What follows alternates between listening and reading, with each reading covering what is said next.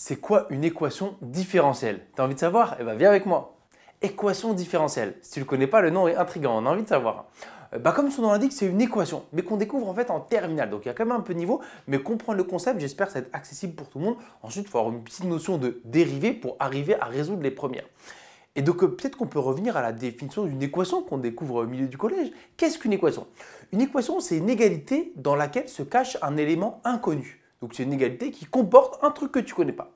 Et donc résoudre l'équation, c'est trouver la valeur de cet élément inconnu. Le truc que tu ne connais pas, il vaut combien? Sauf que nous, depuis qu'on est né, on résout des équations qui ressemblent à ça, genre 3x moins 5 égale 7x plus 4. Ou avec les degrés qui montent, x carré moins 3x plus 2. Et peut-être même que tu as déjà vu des équations dans lesquelles l'inconnu n'est pas juste x, mais autre chose. Là, regarde, c'est le vecteur u que tu ne connais pas. Équation vectorielle, tu vois. En fait, ça fonctionne un peu comme une équation normale, tu vois. On l'isole et on va ensuite diviser par 2. Donc pour la beauté du geste, je te mets la réponse. Si je cherchais le vecteur u parce que lui, je le connaissais, ça fait 3,5 du vecteur AB.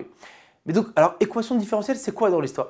C'est en fait une équation, mais justement, dans laquelle l'inconnu, écoute bien, n'est pas un nombre, mais est une fonction en fait. Tu vois, ici, dans cette équation, l'inconnu, c'est x, c'est un nombre. Ici, tu vois, je t'en ai mis une note pour que tu comprennes un peu le truc.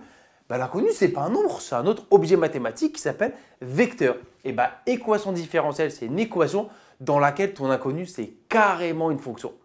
Et donc, résoudre une équation différentielle, c'est trouver f, trouver la fonction qui convient, la fonction qui marche. Mon refrain préféré avec les fonctions, je dis toujours, le plus important avec les fonctions, c'est que f de x égale y. En fait, c'est la même notation. On peut dire f de x égale ou y égale. Ça aura son importance en termes de notation. Si par exemple, je pose une fonction f de x égale x carré plus 2, je peux également écrire y égale x carré plus 2. C'est la même chose. Mais en fait, suivant la situation dans laquelle tu es, une des notations sera la plus appropriée. Parce que là, en fait, je parle de la fonction. Donc, la fonction va être croissante, décroissante. F de x va être positive, négative. Là, en fait, y égale, écoute bien, c'est finalement l'équation de sa courbe, tu vois. En fait, il y a une courbe x carré plus 2 qui fait un truc comme ça. Et y égale, c'est l'équation d'un truc qui ressemble à ça. C'est la même chose, c'est une question de point de vue. Pourquoi je dis ça? C'est que généralement, quand on écrit des équations différentielles, en fait, la fonction qu'on cherche, on ne l'appelle pas f.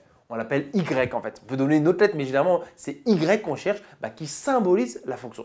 Voilà pourquoi c'était important de faire ce petit point-là. Et c'est parti. Première équatif, la plus accessible pour comprendre. Tu dois résoudre y' moins y égale 0. Ah oui, pardon, il faut que tu connaisses les dérivés. Je l'ai un peu dit. Calculer les dérivés des fonctions. Si tu ne connais pas ça, on ne pourra pas réussir à faire. Donc, tu auras eu la première partie de la vidéo pour comprendre. Maintenant, il faut maîtriser les dérivés. Alors, résoudre y' moins y égale 0. Comment est-ce qu'on pourrait faire? Donc, y est une fonction. Moi, ce que je serais tenté de faire, c'est de passer par moins y de l'autre côté pour y voir plus clair. Donc, ça donnerait y' égale y. Et donc là, on prend un peu de recul et on essaie de reformuler ce qu'on a. Y' égale y. En fait, tu cherches une fonction dont la dérivée est égale à la fonction elle-même, quoi. Ah ouais, donc je cherche. Donc ça, équation différentielle. Trouve la fonction telle que nanana. Donc trouve la fonction qui est égale à sa dérivée. La connais-tu? Il y en a une. Il y a une fonction, elle est égale à sa dérivée. C'est qui? Exponentielle. Si f de x égale e de x, et f' sa dérivée, c'est aussi e de x. C'est la seule fonction qui est égale à sa dérivée. Donc si je t'avais dit, résous cette équation, tu transformes un peu, tu dis, mais en fait, je cherche une fonction qui est égale à sa dérivée. Je la connais, e de x. Donc on écrira y égale e de x, c'est la solution de cette équation-là. Deuxième équation qu'on va résoudre, y' plus 2y égale 0. En fait, c'est une des dernières qu'on peut faire comme ça ensemble en discutant. Parce que écoute bien en fait, la plupart des équations différentielles qu'on va peut-être faire dans d'autres vidéos ou dans le système scolaire, en fait tu ne les résous pas vraiment. Tu dois identifier la forme de l'équation différentielle. Tu dis ah ouais mais c'est cette forme-là et pour cette forme-là, voilà la forme des solutions justement. Quand l'équation différentielle a tête là, voilà les solutions. Si elle ressemble à ça, voilà les solutions. Donc tu vois, c'est un peu moins, c'est un peu moins subtil qu'il n'y paraît. C'est juste à terme à toi de repérer la bonne forme et d'utiliser la bonne formule avec quand même des petites choses à faire. Mais tu ne feras pas de toi-même, c'est ça que je voulais te dire. Ok, celle-ci on peut la faire, donc on va se concentrer et se battre. Y' plus 2y égale 0. Donc si tu as compris le principe, ce serait pas mal de comprendre en fait la dérivée en gros, quelle tête elle a. Donc là, il cherche une fonction, en fait, dont la dérivée vaut moins 2 fois cette fonction. Ok, donc quand je la dérive, je veux au moins 2 fois ma fonction de départ.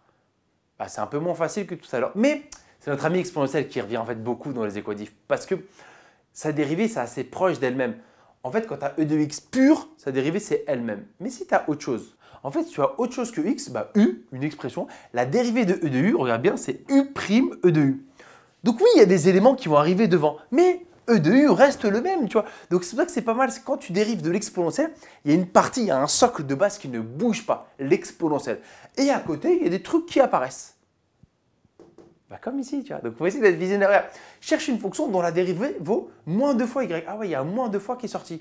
Donc question que je te pose, quand tu dérives qui, il y a moins 2 qui apparaît. Quand tu dérives qui? Bah, quand tu dérives moins 2x, la dérivée de moins 2x, c'est moins 2. Et là, tu te dis, ah ouais, donc si exponentielle avait au-dessus moins 2x, quand je dérive, tu es un peu visionnaire, il y a un moins 2 qui sort. Donc je serais bien exactement dans ce cas-là, la dérivée moins 2 fois la fonction de départ. Parce que si y égale exponentielle de moins 2x, que vaut sa dérivée? Bah, tu vois, on applique la formule. Devant, on dérive moins 2x qui vaut moins 2, donc ça fait moins 2, E2, il ne bouge pas, moins 2x. Et on a exactement en fait la dérivée qui vaut, regarde, bah, moins 2 fois la fonction de départ, moins 2 fois ce qu'on avait à la base. Mais ce n'est pas tout à fait fini. Donc là, on a bien trouvé une solution de cette équation différentielle. Mais on n'a pas toutes les solutions. C'est là où après, tu sais, quand je t'ai mimé comment est-ce qu'on les résout plus tard, j'ai dit oui, tu auras les formules, mais après, il faudra se battre, il faudra faire des petits trucs en plus. Ça, je répète, c'est bien une solution de mon équation différentielle. Mais ce n'est pas toutes les solutions. Pourquoi? Parce qu'en fait, si j'avais mis moins 2x plus 5, par exemple, est-ce que j'ai bon ou j'ai pas bon? Bah oui, j'ai toujours bon. Parce que quand on dérive exponentielle d'un truc, devant, on met la dérivée de l'exposant. Question pour toi, c'est quoi la dérivée de moins 2x plus 5? Bah, c'est toujours moins 2, ça n'a pas changé. La dérivée d'un nombre qui fait plus ou qui fait moins, c'est 0. Ah ouais, donc en fait, ici, peu importe le nombre que j'ajoute ou que je retranche, peu importe le k appartenant à R que j'ajoute à l'exposant, eh ben, la dérivée ne change pas. Donc, je serai toujours en mode y' égale moins 2y, l'équation que je devais résoudre. Tu vois?